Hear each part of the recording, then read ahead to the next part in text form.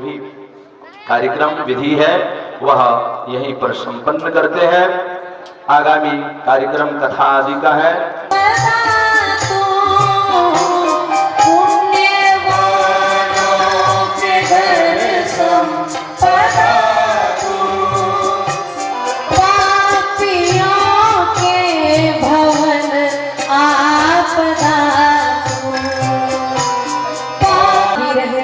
देखिए, जब जब संसार में विपत्ति आई तो संसार को बचाने के लिए रघुवीर ने इस धराधाम पर अवतार लिया।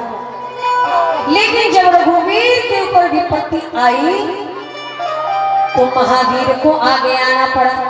बोले श्री हनुमतलाल जी महाराज की।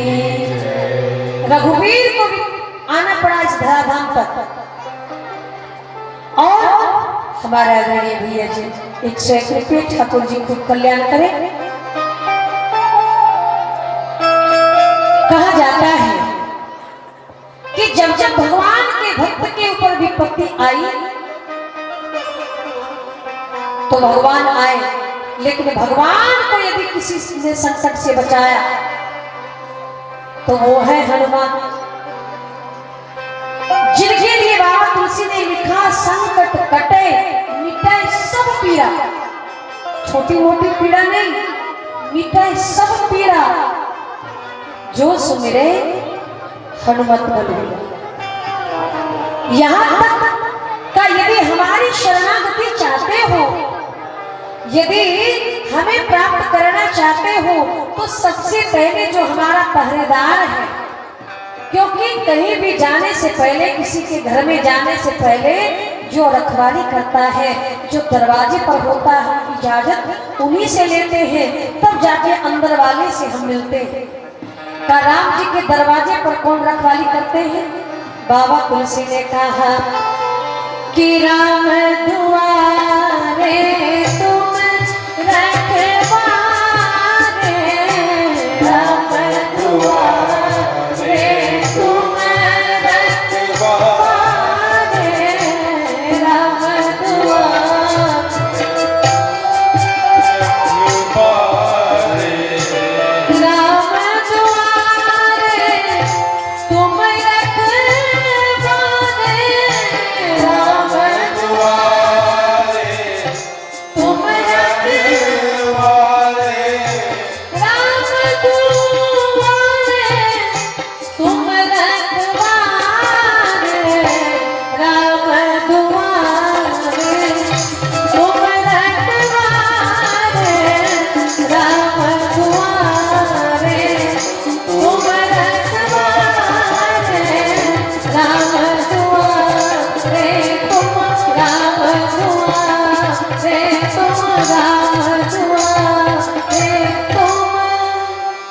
राम द्वारे तुम रखवारे। हनुमान जी महाराज पहरेदार है। मनुष्य के शरीर में 5 प्राण होता है। आप कहेंगे मनुष्य के शरीर में कौन कौन सा 5 प्राण है? कहा प्राण, अपान, समान, बयान और उदान। 5 तत्वों से ये शरीर बना है। क्षितिजल पावक गगन समीरा, पंच रचित अति अधम शरीरा। ठीक उसी प्रकार रामचरितमानस में भी 5 प्राण हैं। कहेंगे आपके रामचरितमानस में 5 प्राण कौन कौन से हैं? कहा ज्ञान, वैराग्य, भक्ति, प्रेम और साधन। इन 5 के ऊपर विपत्ति आई। आप कहेंगे ये 5 हैं कौन? 5 के प्रतीक कौन है? विचार करना। हमारे आदरणीय चाचा जी ठाकुर जी के श्री चरणों में 105 रुपये ठाकुर जी ने स्वस्थ रखे, उनके समस्त परिवार का कल्याण हो। बोलिए भक्तवत्सल भगवान की। ज्ञान, वैराग्य, भक्ति, प्रेम, साधन। ज्ञान कौन है? का ज्ञान का ज्ञान है सुग्रीव। वैराग्य है भैया लक्ष्मण। प्रेम है भैया भरत। भक्ति है माता भगवती सीता। और साधन कहा ये है बादल सेना। इन 5 के ऊपर विपत्ति आए। 5 पांचों का कल्याण भगवान श्री हनुमान जी महाराज ने किया।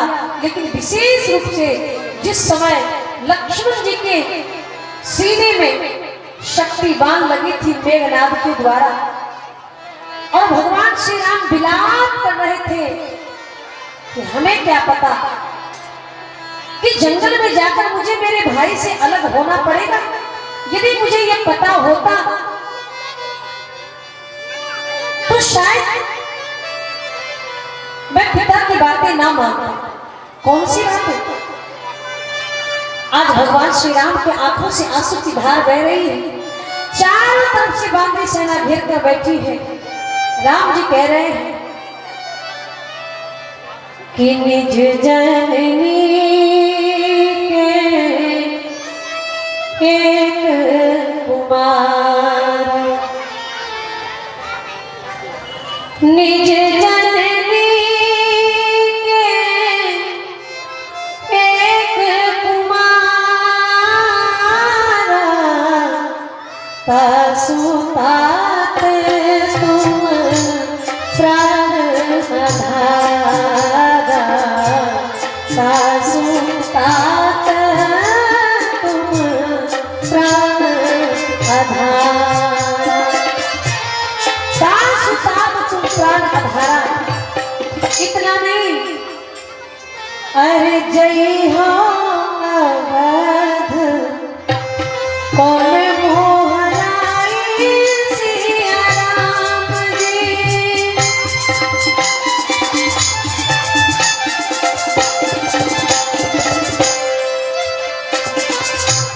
जय हो अवध कौन मोहराई सिया राम जी, भाई है तो प्रिय नारी है तो प्रिय भाई गवाई,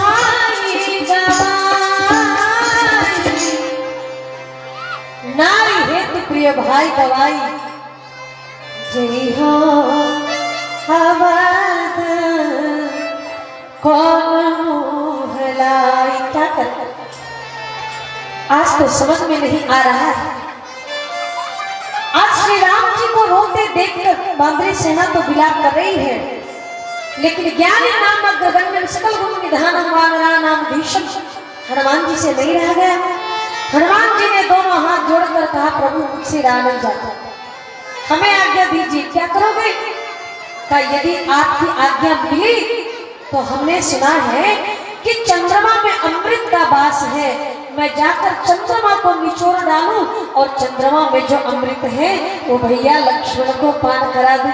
श्री राम जी ने मुस्कुराकर कहा, हनुमान चंद्रमा को निचोड़ना चाहते हो? कहा तुम्हें पता होना चाहिए, एक बार हमने चंद्रमा की ओर देखकर विशेष रूप से एक प्रश्न पूछा था। वो प्रश्न क्या था कि कह प्रभु शशि मह में जगताई, और कहु काह निज निज मति भाई, कह प्रभु शशि मह में जगताई, कहु काह निज निज मति भाई। चंद्रमा की ओर देखकर भगवान श्री राम ने पूछा कि ये तो बताओ, चंद्रमा में जो काली मां दिखाई पड़ रही है वो क्या है? सबसे पहले सुग्रीव आए आगे, और सुग्रीव ने आगे आकर कहा, प्रभु हम बताएं चंद्रमा में जो काली मां है वो क्या है? कहा क्या है? सुग्रीव ने कहा, प्रभु सुग्रीव सुमहु रघुराई, और शशि मह प्रगट भूमि की छाई। चंद्रमा में जो काली मां दिखाई पड़ रही है ना, वो भूमि की छाया है। ठाकुर जी से पूछा कि सुग्रीव ने जो बातें कही क्या वो सत्य है? कहा बिल्कुल नहीं। सुग्रीव दिन रात भूमि की चिंता करते रहता है, इसलिए मन की बीती बातों को चंद्रमा के बारे में कह गए। बगल में विभीषण जी बैठे थे। विभीषण जी ने कहा, प्रभु हम बताएं चंद्रमा में जो काली मां दिखाई पड़ रही वो क्या है, कहा बताओ। तो विभीषण जी ने कहा कि मारे हूँ राहु ससुरी का सोई, मारे हूँ राहु ससुरी का सोई, उर्वह परेशान तो सोई, उर्वह परेशान तो।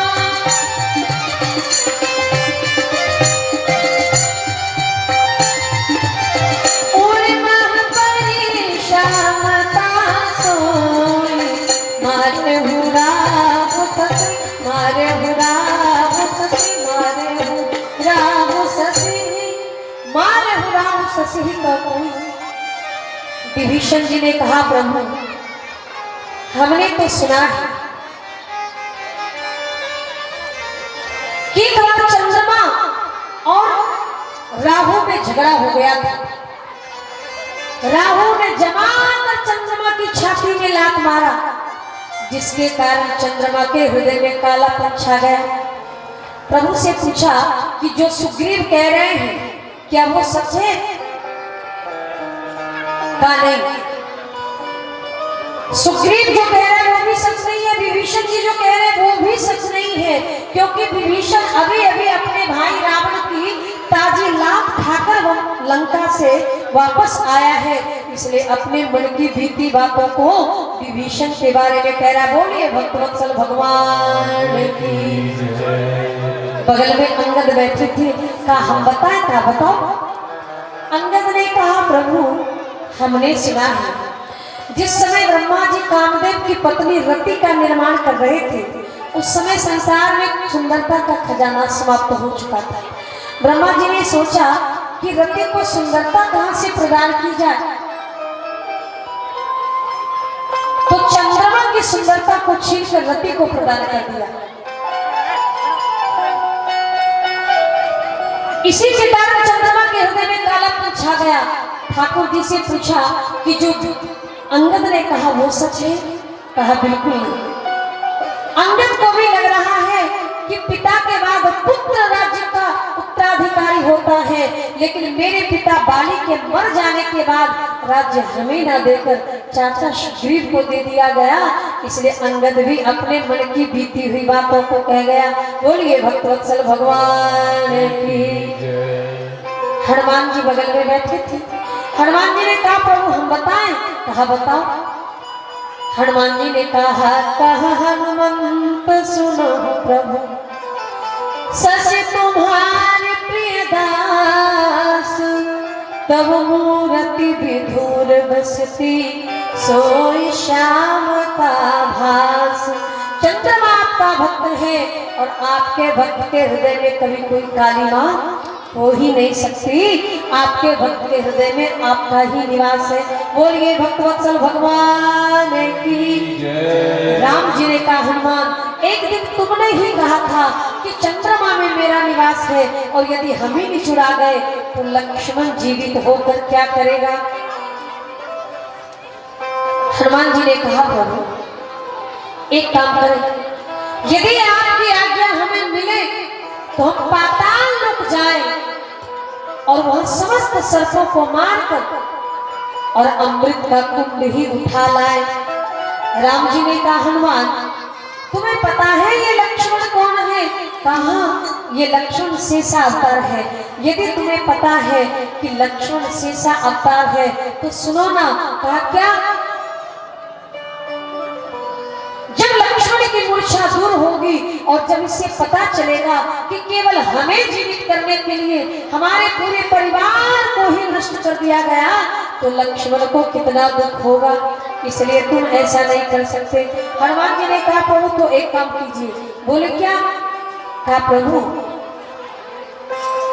आपकी आज्ञा मिले तो मैं काल को ही बंदी बनाकर ले आऊंगा। जो मृत्यु के देवता है यमराज उसे ही बंदी बनाकर ले आऊंगा। बोलिए हनुमतलाल जी महाराज की जय। राम जी ने कहा हनुमान काल को बंदी बनाओगे? कहा यदि काल को बंदी बनाया तो हमारे अवतार का उद्देश्य कैसे पूरा होगा?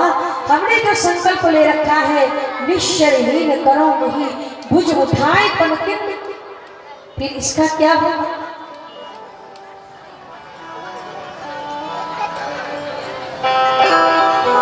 और जीवन में जब कोई समस्या का समाधान ना हो तब एक काम करना चाहिए, क्या?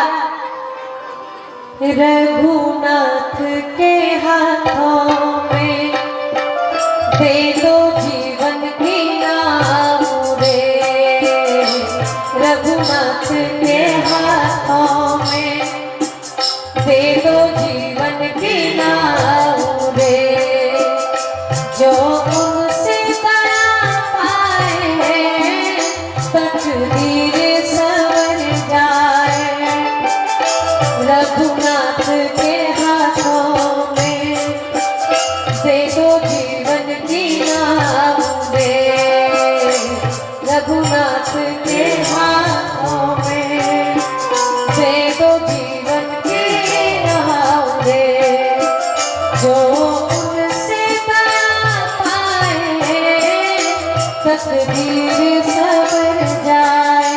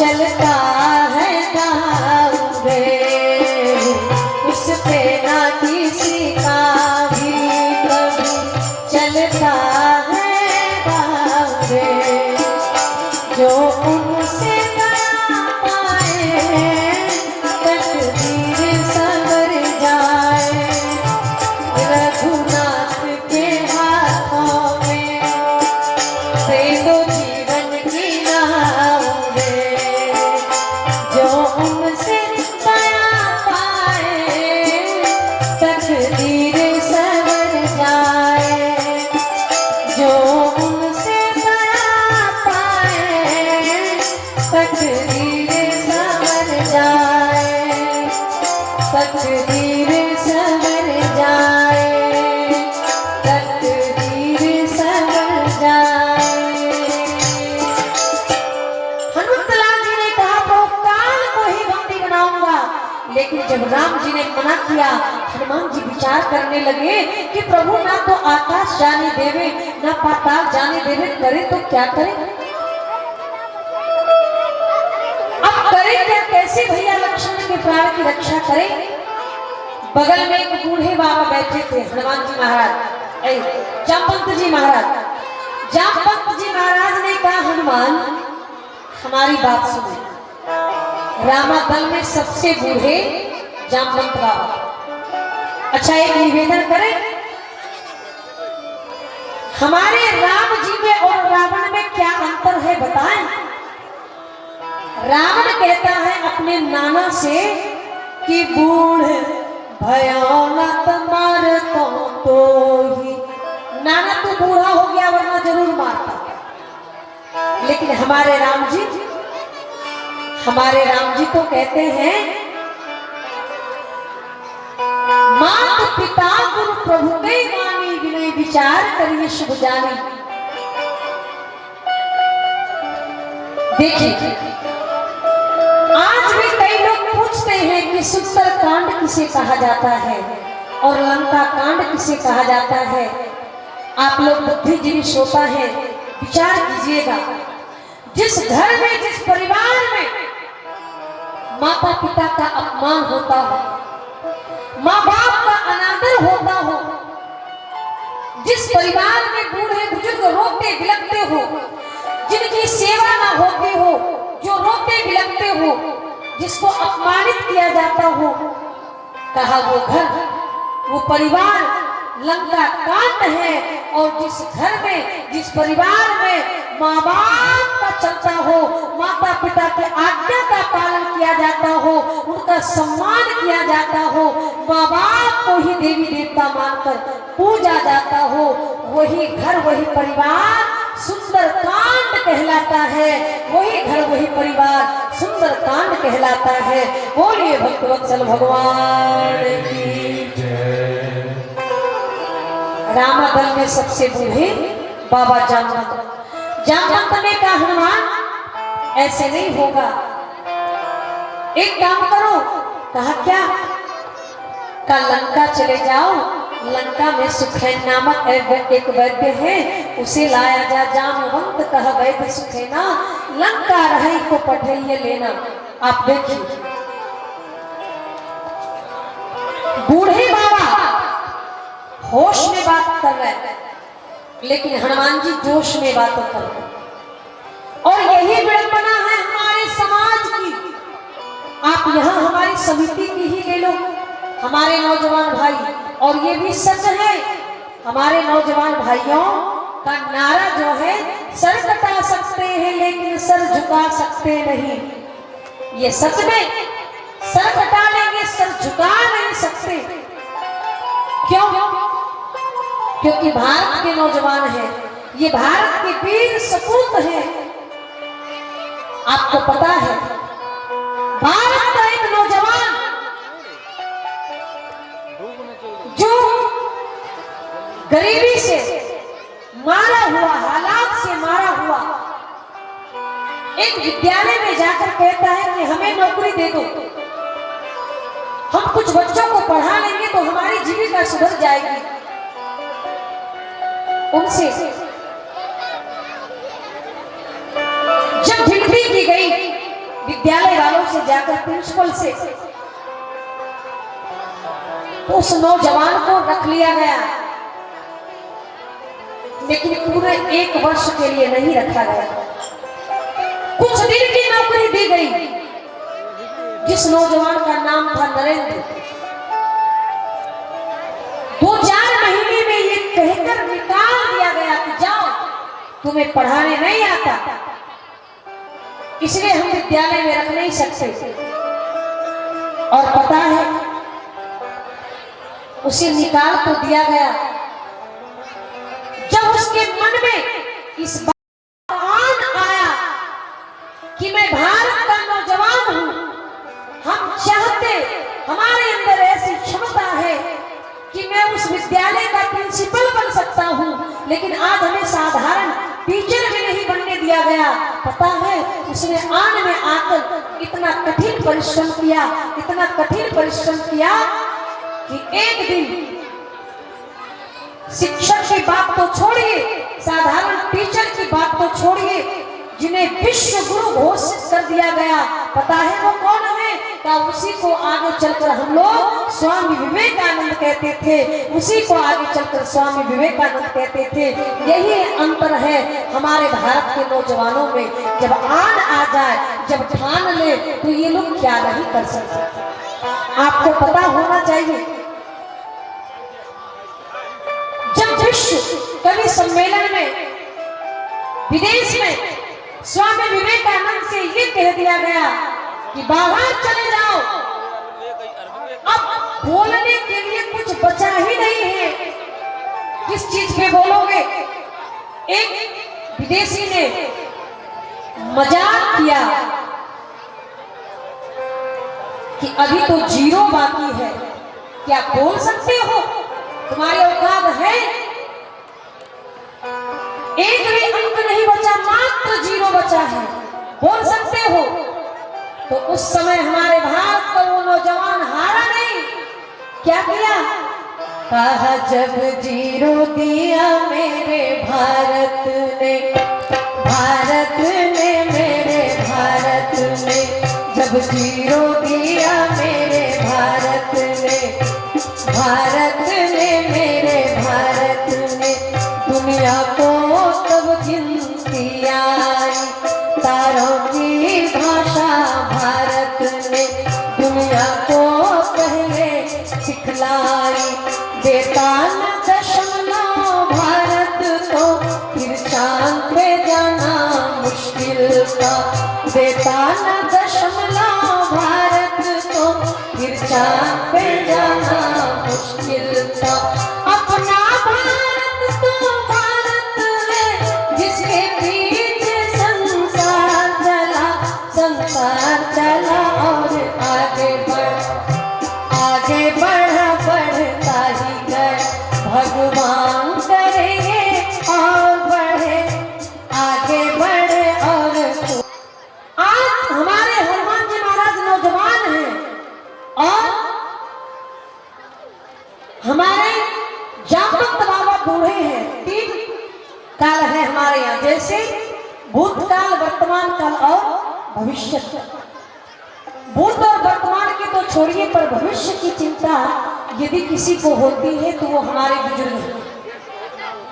आज बूढ़े बाबा जामवंत भविष्य की चिंता कर रहे हैं और हनुमान जी नौजवान हैं, इसलिए जोशीली बातें कर रहे हैं। कभी कहते हैं मैं काल को बंदी बनाऊंगा, कभी कहते हैं मैं पाताल लोक तक जाकर समस्त सर्पों को मारूंगा, कभी चंद्रमा को निचोड़ डालूंगा। लेकिन बूढ़े बाबा जामवंत ने कहा नहीं हनुमान, तुम ऐसा नहीं कर सकते। और सच में सच तो ये है कि हमारे नौजवान यदि ठान ले, हमारी युवा पीढ़ी यदि ठान ले तो असंभव को भी संभव कर सकते हैं। सच तो ये है आज हम स्वतंत्र होकर इस भारत में जी रहे हैं, खा रहे हैं, चैन से सो रहे हैं। क्यों? उस सरहद पर हमारे भारत के वीर नौजवान ना होते, अरे कितने माताओं की गोद सुनी होती है, कितने बहनों की मांग सुनी होती है, कितनी बहन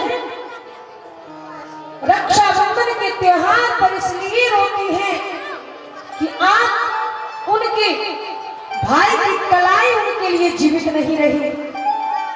इसलिए आपको याद होगा सरहद पर मिटने वाला हर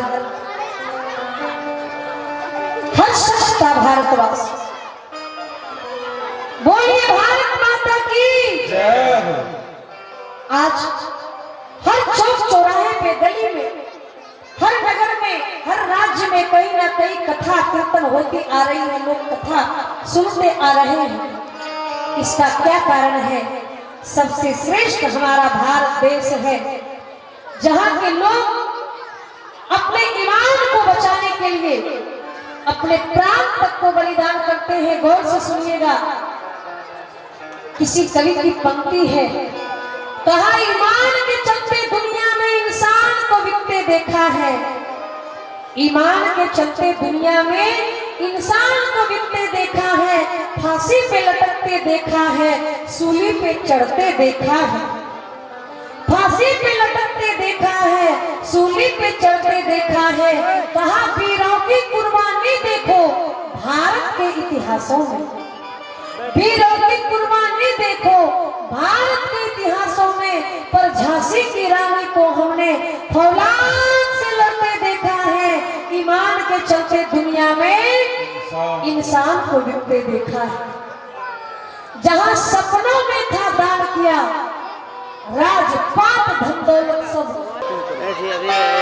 साधारण नाम नहीं है हमारे ठाकुर जी का। रामा ने राष्ट्र, मामा ने मंगल करने वाला,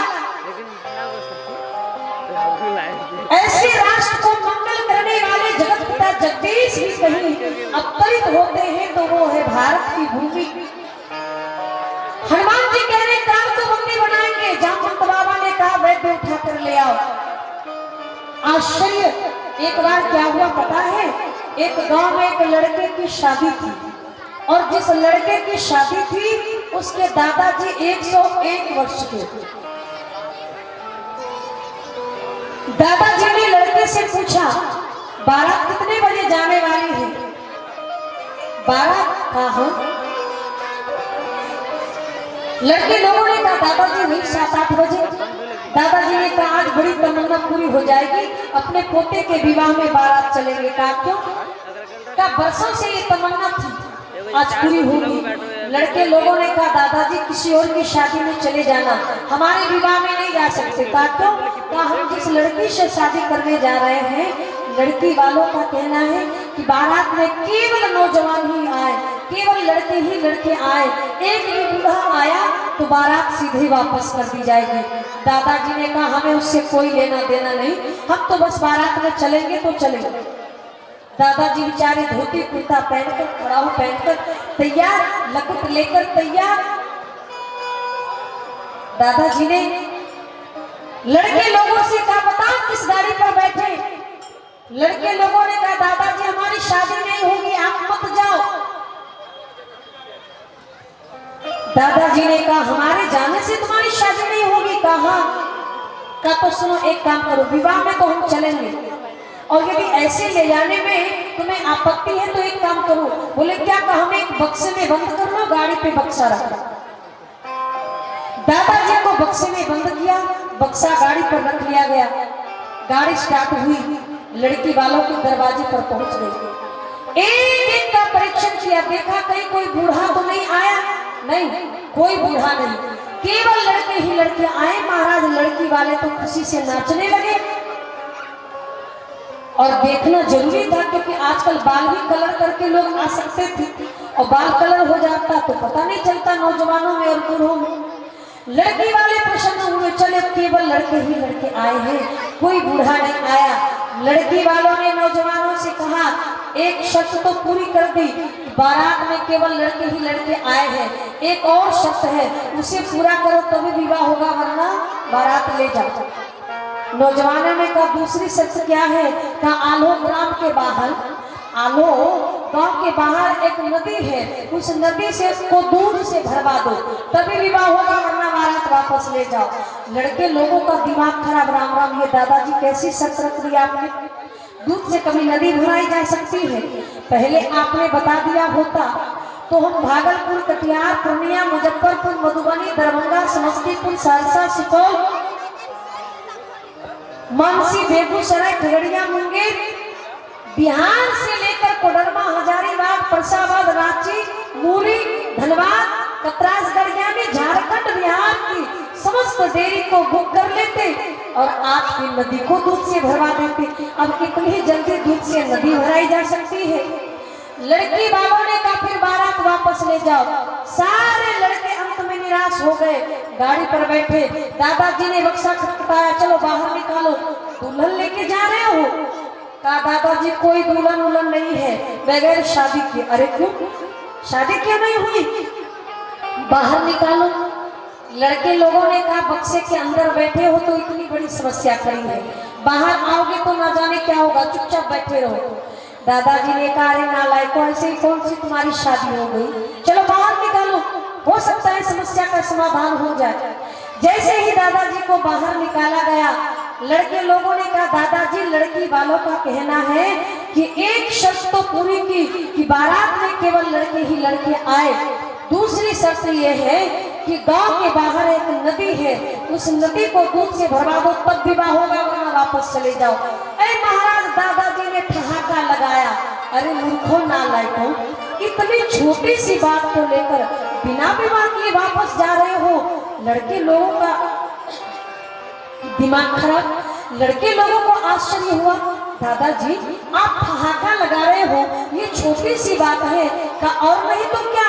अरे जाकर कह दो लड़की वालों से कि तुम पहले अपने नदी को पानी से खाली करवा दो, हमने दूध की व्यवस्था कर ली है, हमने दूध की व्यवस्था कर ली है, तुम पहले नदी को पानी से खाली करवा दो। लड़के लोग तो कूदते हुए गए, लड़की वालों से कहा सुनो तुम पहले अपनी नदी को पानी से खाली करवा दो, हमने दूध की व्यवस्था कर ली है। लड़की वालों ने कहा सुनो, शाम से लेकर सुबह होने को आया, समस्या का समाधान नहीं हो पाया। क्या तेरा बाप मर गया था और गाड़ी पर बैठते समस्या हल हो गई? ऐसा कैसे हो सकता है? इसका मतलब है कि बारात में अवश्य ही कोई बूढ़ा आया है, क्योंकि बुजुर्गों में होता है होश और नौजवानों में होता है जोश। आज बूढ़े बाबा जामवंत होश में बातें कर रहे हैं कि जाकर डॉक्टर ले आओ, वैद्य ले आओ, और हनुमान जी जोश में बातें कर रहे हैं, क्योंकि हनुमान जी नौजवान हैं। बोलिए हनुमान जी महाराज की। राम जी से पूछा गया कि महाराज जब डॉक्टर ही बुलाना था तो अयोध्या से क्यों नहीं बुलवाया जो लंका से बुलवा रहे हो? राम जी ने कहा अयोध्या में कोई डॉक्टर नहीं था। कहा क्यों? कहा इसलिए कि अयोध्या का खान पान सुंदर, रहन सहन सुंदर, आचार विचार सुंदर, और जहाँ का सब कुछ सुंदर होता है वहाँ व्यक्ति कभी बीमार नहीं पड़ते। देखिए पहले क्या होता था, आज से 25 साल पहले, 30 साल पहले, 35 साल पहले आपने गौर किया होगा बगीचे आदि में गिद्धों का झुंड हुआ करता था। आपकी बात तो हम नहीं जानते, लेकिन हमारा घर बिल्कुल बगीचे के नजदीक है। हम लोग जैसे ही दरवाजे से कदम नीचे रखते हैं तो वो बगीचा ही है। अब तो थोड़ा वृक्ष कट भी गया। हम लोग स्कूल वगैरह से आते थे तो बस्ता रख के सीधे बगीचे में जाते थे और गिद्धों का झुंड हुआ करता था। लेकिन आज एक भी गिद्ध कहीं आपको देखने के लिए नहीं मिलेगा। गिद्धों से पूछा कि इतनी बड़ी बेईमानी, गद्दारी क्यों? हमारे भारत को क्यों छोड़ दिया? क्या कमी थी हमारे भारत में? तो गिद्धों ने कहा महाराज क्या बताएं, एक भरोसा था कि भारत में संत रहते हैं, वैष्णव रहते हैं, धर्मानुरागी लोग रहते हैं, लेकिन जब से ये देख लिया कि भारत में भी इतने गिद्ध हो गए, इतने गिद्ध हो गए कि हमारी कोई आवश्यकता नहीं रही, तो हमने सोचा कि जब भारत में इतने इतने गिद्ध हो ही गए तो छोड़ो भारत को, और विदेश चले गए, दूसरे देश को हमने पकड़ लिया। इसलिए भारत में अब हमारा आना जाना नहीं रहे, इसलिए भारत को छोड़ा। आज हमारा खान पान, रहन सहन सब बिगड़ रहा है, जिसके कारण इतनी बीमारियां घर कर रही है। हम जितने सुरक्षित हो रहे हैं, पहले लोग चौपार पे सोते थे, गांव के बाहर गाछ वृक्ष कहीं भी सो जाते थे, लोग बीमार नहीं पड़ते थे। किसको पता था डेंगू मच्छर कहाँ मसली लगती थी? नहीं, चौक चौराहे पे लोग सो जाते थे। आज हम एसी में सोते हैं, मसरी लगाते हैं, फ्रिज का पानी पीते हैं। अब फ्रिज का पानी पी के हम बीमार पड़ रहे हैं, और कुएं का पानी पीकर कभी बीमार नहीं पड़ते थे। इसलिए जितनी सुविधा हो रही है उतने हम बीमार पड़ते जा रहे हैं। राम जी से पूछा कि डॉक्टर क्यों नहीं था? कहा इसलिए कि अयोध्या में कोई बीमार नहीं पड़ता था। जिस प्रकार पंजाबियों के मोहल्ले में नाई अपना दुकान खोलकर बैठ जाए, तो पंजाबियों के मोहल्ले में नाई को दुकान खोलने से फायदा होगा? पंजाबियों को दाढ़ी बाल तो बनानी है नहीं, वो बेचारा तो मक्खियां ही मारेगा। इसलिए अयोध्या से कोई डॉक्टर नहीं बुलाया गया। बोलिए श्री अयोध्या धाम की का डॉक्टर कहां से आया? सुखैन वैद्य। सुखैन वैद्य को हनुमान जी महाराज सुखैन वैद्य के मकान को लेकर उड़ने लगे, और जब मकान लेकर उड़ने लगे, आधी रात थी, पत्नी को जगाया, प्रिय जल्दी से बाहर चलो। कहा क्यों? का भूकंप आ गया है। सुखैन वैद्य ने दरवाजा खोला, पट से बंद किया। पत्नी ने पूछा क्यों बाहर नहीं चलेंगे, भूकंप आ गया? का कोई भूकंप नहीं है। का तो का मकान उड़ रहा है। पत्नी ने कहा दिमाग खराब हो गया, मकान को पंख कब से लग गए जो मकान उड़ने लगा? सुखैन वैद्य ने कहा प्रिय, लंका में एक बंदर आया था जिसने कहा था ऐ रावण, मेरे लिए तेरी लंका जो है ना वो गूलर फल के समान है, गूलर फल समान तब लंका। और सुनो रावण, हम चाहे तो लंका सहित समुद्र महाघोरे तुम्हारी लंका को ही समुद्र में डुबा दे। सुखेन वैद्य ने कहा, प्रिय लगता है कि पहला नंबर अपने ही मकान का लगने चल। अब बेचारा दोनों पति पत्नी भगवान के चरण की वंदना कर रहे हैं कि मकान उड़ रहा है, अब तो आप ही बचाओ, क्योंकि विपत्ति में ही हमें भगवान याद आते हैं। जब जीवन में सुख सुविधा हो जाए तो सबसे पहले हम भगवान को ही भूलते हैं।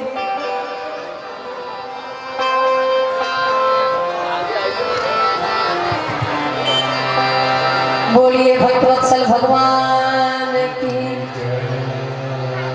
पावन प्रभु का नाम भी आओ कभी कभी, पावन प्रभु का नाम भी आओ कभी कभी, पावन प्रभु का नाम भी गाओ कभी कभी, चरणों में आके ध्यान लगाओ कभी कभी, चरणों में आके ध्यान लगाओ कभी कभी।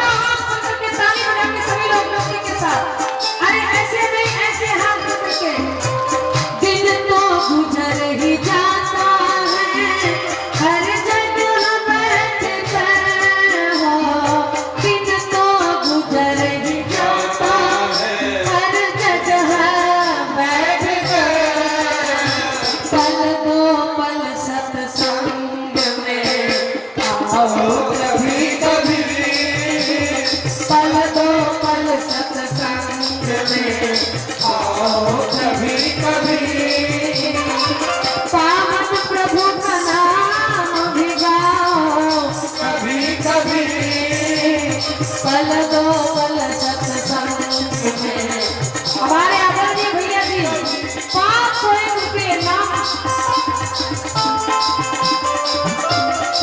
हमारे भैया महादेव यादव जी जोरदार तालियां इनके लिए 501 रुपये। जय हो जय हो।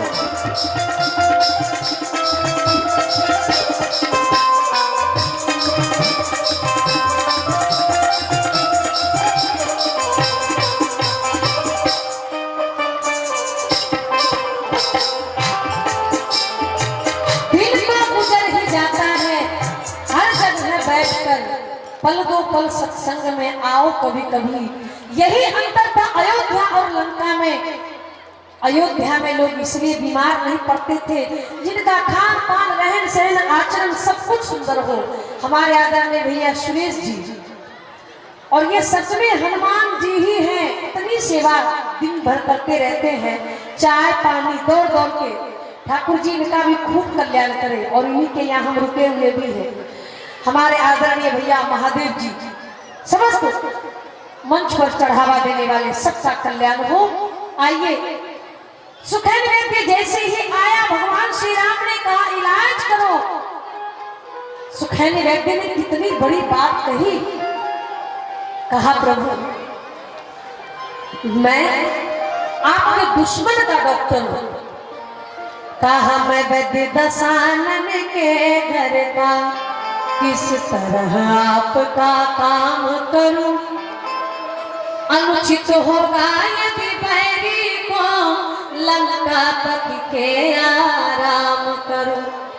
यदि मैंने आपके भाई का इलाज किया तो ये धर्म के विरुद्ध होगा। आज का भाई होता, हम और आप होते तो कहते कोई बात नहीं, मेरा भाई जीवित होना चाहिए। पर वारे राम वारे परमात्मा जिन्होंने कहा जिस धर्म के ऊपर राज्य छुटा, प्रिय पूज्य पिता का मरण हुआ। जिस धर्म के ऊपर भरत छुटा, सीता प्यारी का हरण हुआ। अरे उस सत्य धर्म पर लक्ष्मण भी यदि मरता है तो मर जाए, आवाज ही अपनी होगी। हाँ धर्म नहीं जाने पाए, हाँ धर्म नहीं जाने पाए। बोलिए धर्म की जय हो। इसी को सनातन धर्म कहते हैं और इसी को भारत कहा जाता है। राम जी ने कहा कि धर्म नहीं धर्म नहीं जाना चाहिए, क्योंकि धर्म ही जाता रहा तो धन रहा किस काम का। लेकिन सुखैन वैद्य ने कहा प्रभु मैं आपके भाई का इलाज इसलिए करूंगा कि मैं आपका सेवक हूं, आप परमात्मा हैं और मैं डॉक्टर होने के नाते करूंगा। लेकिन दवा हमारे पास नहीं है। तो दवा क्यों नहीं है? सुखैन वैद्य ने कहा हमारी गलती थोड़ी ना है। आपके यहाँ से एक बंदर गया था जिसने पूरे मेडिकल स्टोर को जला दिया। अच्छा कहा और नहीं तो क्या, तो दवा कहाँ मिलेगी? कहा द्रोणागिरी पर्वत पे। चले हनुमान जी महाराज। हनुमान जी ने कहा प्रभु गर्म कढ़ाई में राई चटकने में जितनी देर लगती है उतनी ही जल्दी वापस आएंगे। माता जी को पता होगा जब कढ़ाई गर्म हो तो तेल में जीरा डालने के बाद कोई ज्यादा टाइम तो नहीं लगता ना? लगता है माता जी? कथा सुन रहे आप लोग? अच्छा कितनी माताएं कथा सुन रही है? जितनी माताएं सुन रही है वो सब हाथ ऊपर कीजिए। चलो बच गए, वरना हमें तो लगता है अपने ही लोगों से डर लगता है। हमारे भैया लोग तो सब जगह बिल्कुल सुरक्षित रहते हैं, कथा भी सुनते हैं। उतने ही देर में हनुमान जी ने कहा मैं वापस आ जाऊंगा। हनुमान जी चले, काल में राक्षस आगे आ गए साधु का वेश धारण करके। विचार करना, साधु का वेश धारण करके भागा जा सकता है लेकिन वो कभी विजयी नहीं हो सकता। रावण ने साधु का वेश धारण किया था, पर भगवती माता जगत जननी भवानी श्री जानकी जी को साधु का वेश धारण करके उसका अपहरण किया, लेकिन रावण कभी विजयी नहीं हुआ। आज काल में राक्षस साधु का वेश धारण करके खड़ा है, लेकिन कहा जाता है ना कि नकल करने के लिए अक्लमंद भी होना चाहिए। जैसे वो कहानी आपने सुनी होगी, दो मित्र बचपन से साथ में पढ़ते थे, पहली कक्षा से 12वीं कक्षा तक। एक पढ़ने में होशियार था, दूसरा बहुत तेज तर्रार था, भोदू था। एक होशियार था बिल्कुल, एक कुछ नहीं जानता था, और जो होशियार था पढ़ने लिखने में उसी के सहारे वो भोदू राम निकलता गया। 12वीं पार कर ली। 12वीं पार करने के बावजूद कंपटीशन की तैयारी की, वहां भी चिटिंग विटिंग से निकल गए। अब ज्वाइनिंग से पहले कुछ मौखिक प्रश्न पूछे जाने थे। आज तो वो बुद्धू राम मन में विचार कर रहा है कि आज मैं क्या करूंगा, अब तो यहाँ चिटिंग कर नहीं सकते। इतने में जज ने आवाज दिया, जो पढ़ने में होशियार था वो अंदर गया। बुद्धू राम ने कान दीवार में सटा दिया। वो जो बोल रहा था उसे ध्यान से सुन रहा था। जजेस ने पूछा, जो पढ़ने में होशियार था लड़का, उनसे कहा बेटा बताओ अपना देश आजाद कब हुआ? का 1942 से शुरू हुआ और 1947 में पूरा हुआ। का बताओ देश आजादी में किन किन लोगों का हाथ है? का देश आजादी में कई लोगों का हाथ है, मैं किन किन लोगों का नाम लूं? का मंगल ग्रह तक जाने के लिए वैज्ञानिक का क्या सोच है? लड़के ने जवाब दिया खोज जारी है। तीनों प्रश्न का सही उत्तर देकर वापस आ गए। अब बुद्धू राम उछल रहा था कि मैं तो यहाँ भी निकल जाऊंगा, मैंने सारी बातें सुन ली है। बुद्धू राम अंदर गया, क्योंकि अक्ल जब तक नहीं होगी तो नकल भी किया नहीं जा सकता। जैसे ही अंदर गया, जज ने पूछा बेटा तुम्हारा जन्म किस ईस्वी में हुआ? का 1942 से शुरू हुआ, 1947 में पूरा हो गया। जज का दिमाग खराब क्या? दूसरा प्रश्न जज ने पूछा तुम्हारे माता पिता का नाम क्या है? लड़के ने जवाब दिया ऐसे तो इसमें कई लोगों का हाथ है, मैं किन किन लोगों का नाम लूं? अब तो जज का माथा पागल हो गया।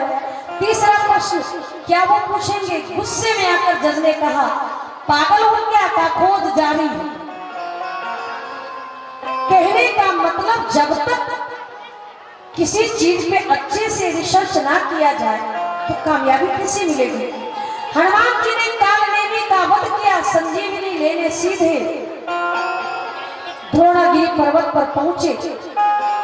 या सारी वानरी सेना विलाप कर रही है, रो रही है, बिलख रही है, राम जी भी रो रहे हैं।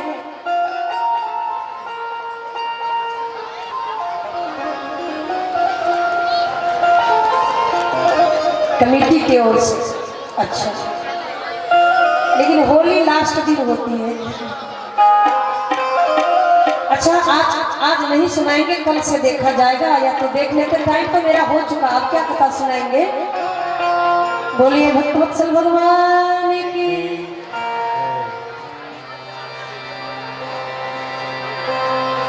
ठीक है, बोलिए भक्तवत्सल हमारे भैया जी 101 रुपये हम आपके बीच निवेदन कर रहे थे।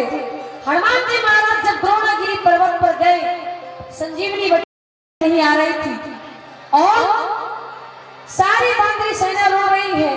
राम जी विचार कर रहे हैं कि कहीं सूर्य उदय ना हो जाए, और यदि सूर्य उदय हो गया ना टाइम नहीं, आधा घंटा और। अच्छा, बहुत बहुत धन्यवाद हमारे भैया मेघनाथ जी। और अभी जो कथा चल रही है वो मेघनाथ ने ही लक्ष्मण जी को बहन मारा है। बोलिए श्री हनुमान जी महाराज की 101 रुपया हमारे भैया मेघनाथ जी के द्वारा। लेकिन एक बात है, मेघनाथ जी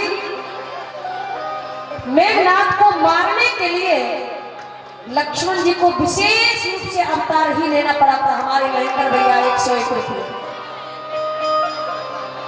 विशेष रूप से अवतार ही लक्ष्मण जी का मेघनाथ को मारने के लिए हुआ था, क्योंकि रावण से भी यदि कोई बलशाली था तो वो मेघनाथ था। आज सारी वानरी सेना रो रही है, बिलख रही है, और राम जी भी विचार कर रहे हैं यदि सूर्य उदय हो गया तो लक्ष्मण के प्राण नहीं बचेंगे। भगवान श्री राम बार बार विलाप कर रहे हैं, निज जननी के तुम्हारा सासुतात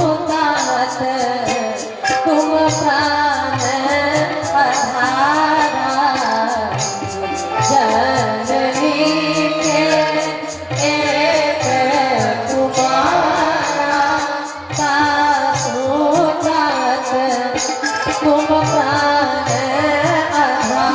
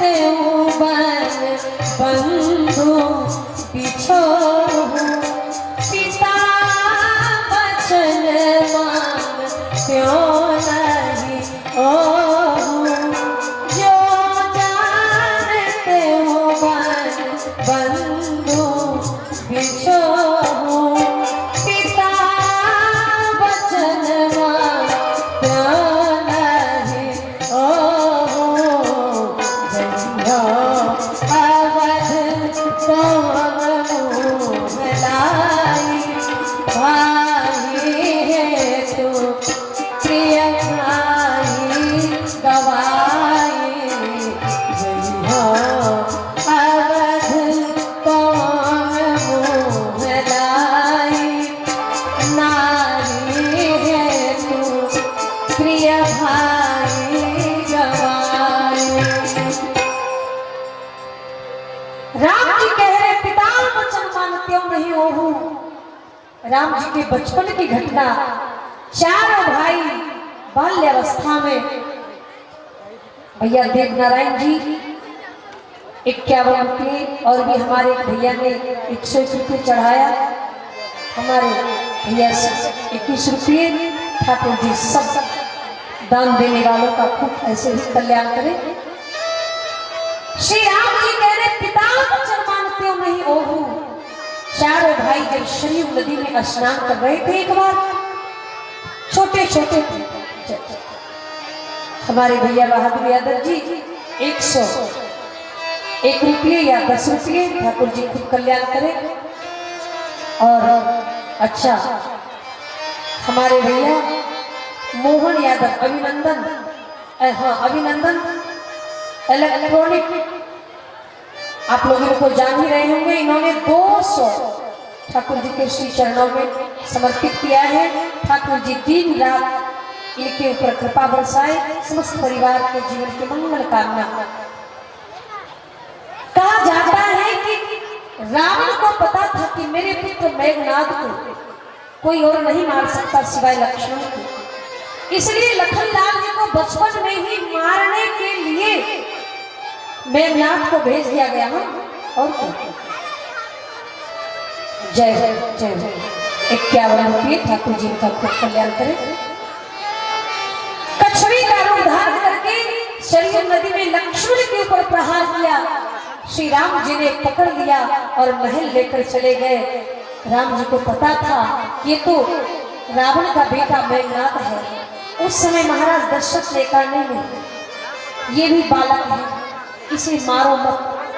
आज राम जी कह रहे हैं कि पिता वचन मानते नहीं हो। यदि मैं चला भी गया तो लोग क्या कहेंगे? जय हो अवध कौन मुँह लाई, अरे नारी है तू प्रिय भाई गवाए। संसार में सब कुछ मिल सकता है, लेकिन मिले न जगत सहोदर भ्राता। इधर राम जी विलाप कर रहे हैं, सारी बामरी सेना। सुखेन जी ने कहा, सुखेन वैद्य ने, कि कहीं देर न हो जाए, सूर्य उदय न हो जाए, ताकि लक्ष्मण के प्राण ही हम ना बचा पाए। बोलिए भक्तवत्सल भगवान की। हमारे श्री आचार्य जी महाराज ठाकुर जी को माल्यार्पण करते हुए इस व्यासपीठ से इनका सम्मान करते हुए बोलिए आचार्य जी महाराज की, इनके समस्त सहयोगियों की, काशी विश्वनाथ की, बोलिए भगवती महारानी की। कहीं सूर्य उदय ना हो जाए, इस बात की चिंता सबों को सता रही है। एक कवि ने बड़े सुंदर शब्दों में लिखा है, आज सारे लोग विलाप कर रहे हैं।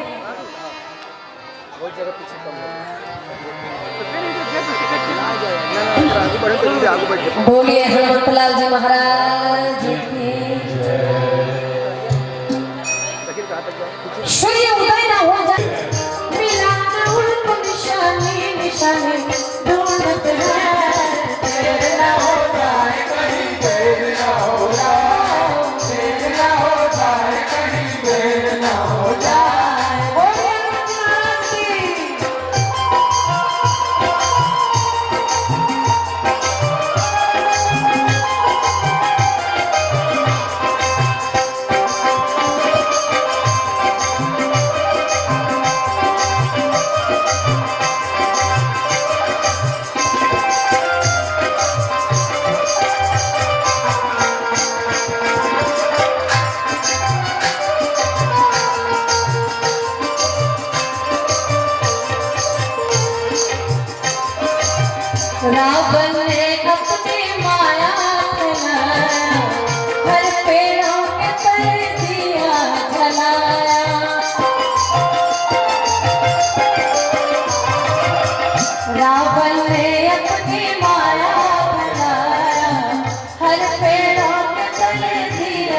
जलाया, हनुमत को कुछ समझ न आया, हनुमत को कुछ समझ न आया, राम सिया की छवि दिल में बसाया, राम सिया की छवि दिल में बसाया।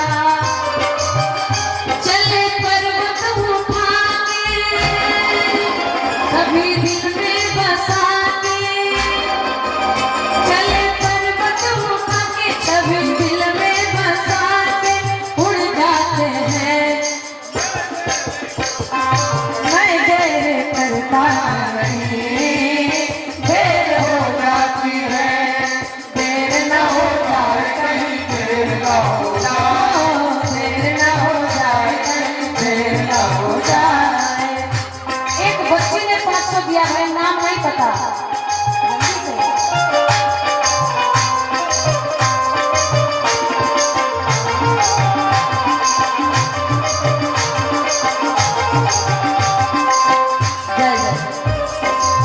लेके संजीवन पहुँचे पल में, लाके रखा श्री राम जी के दल में। जय जय। लेके संजीवन पहुँचे पल में, लाके रखा श्री राम जी के दल में। बैठ सुफेद लगे दवा बनाने, बैठ सुफेद लगे दवा बनाने, जाके जल्दी से उनको पिलाओ, जाके जल्दी से उनको पिलाओ, जाओ जल्दी से जाओ, लक्ष्मण को पिलाओ, जाओ जल्दी से जाओ, लक्ष्मण को पिलाओ। अब देर करना नहीं, राम बतलाते हैं, अरे देर न हो जाए कहीं, देर न हो जाए, देर न हो जाए कहीं, देर न हो जाए, देर न हो जाए कहीं, देर न हो जाए, देर न हो जाए कहीं, देर न हो जाए। दिया एतबार की हस्ती, जा मिली तेरे प्यार की हस्ती, मर गए हम खुली रही आंखें, ये तेरे इंतजार की हस्ती। हद हो चुकी है आजा, तेरी कमी है महफिल सजी है, तेरी कमी है आजा के, देर न हो जाए कहीं, देर न हो जाए, देर न हो जाए कहीं, देर न हो जाए। आजा रे, हाय मेरा मन घबराए, देर न हो जाए कहीं, देर न हो जाए, देर न हो जाए कहीं, देर न हो जाए, देर न हो जाए कहीं, देर न हो जाए, देर न हो जाए कहीं, देर न हो जाए। बोलिए हनुमतलाल जी महाराज की। और संजीवनी बटी लाकर हनुमान जी महाराज ने दिया है, सुखेन वैद्य ने पान कराया है लखनलाल जी को, और लक्ष्मण जी की मूर्छा दूर हुई है। लक्ष्मण जी मूर्छित अवस्था से जागृत अवस्था में आए हैं। नाम जप के द्वारा हनुमान जी ने ठाकुर जी को अपने हृदय में बसाया। मंगल भवन अमंगल हारी, यानी मंगल के भवन को मंगल की मूर्ति हनुमान जी ने अपने हृदय में बसाया और कर्म कर्तव्य के द्वारा ठाकुर जी को अपना ऋणी बनाया। ठाकुर जी ने आज बहुत बड़ी उपाधि दी, सुन सुत तो ही उरिनमय नाही, देखो करी विचार मन माही। सीताराम सीताराम हम गाएंगे, तो सीताराम सीताराम हम गाएंगे, राजा राम हम गाएंगे, राजा राम हम गाएंगे, के झूम झूम नाचेंगे, के झूम झूम नाचेंगे, हनुमान के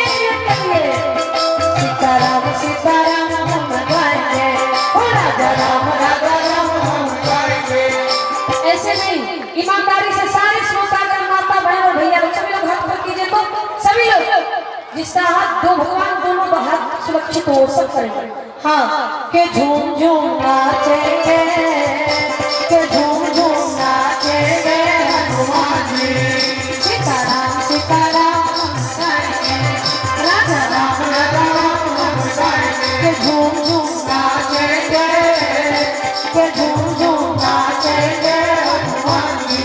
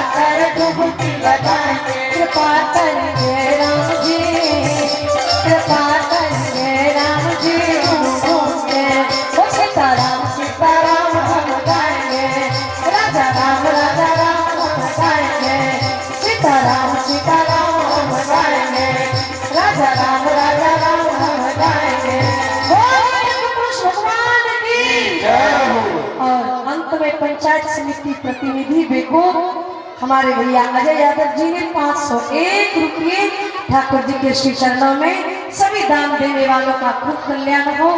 और कल हम होली भी सुना देंगे। आगे बड़ी सुंदर कथा आप लोग श्रवण करें।